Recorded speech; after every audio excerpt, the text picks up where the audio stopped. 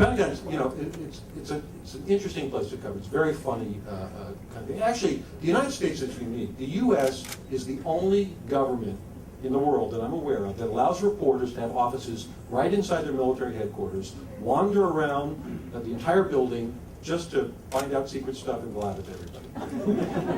Which is essentially what I do. And you know that there's somebody there thinking, whose idea was that? Letting the reporters come right in here.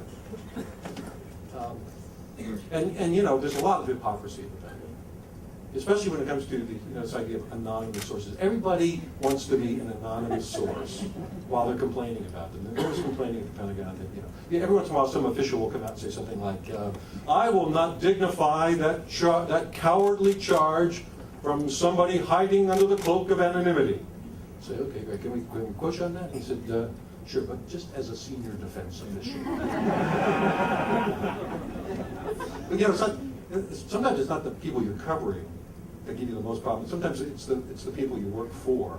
And there's a lot of tension in this relationship between editors and reporters. Editors always think that reporters are too close to the story. They don't have the big picture. And reporters, of course, think editors are idiots. And I'll give you an example. I mean, this is a true story. I didn't make this up. Some years ago, remember when Payne Stewart's plane was flying across the, golfer Payne Stewart was flying across the U.S. and something had gone wrong, and the U.S. Air Force put up a couple of F-16s to shadow the plane and try to figure out what's going on. Well, I had a conversation with my editor as that was going on, and she says, well, Jimmy, I don't understand. Why doesn't the Air Force do something about this?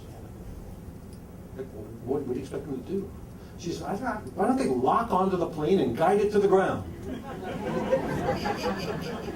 As soon as they invent a tractor beam,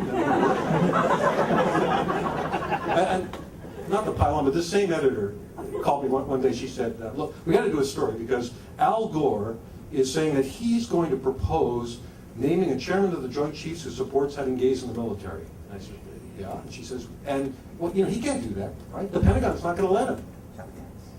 I said, well, we do have this thing called civilian control of the military, and you see the civilians are in charge, and the military, the generals have to do what the president tells them to do because he's the commander-in-chief.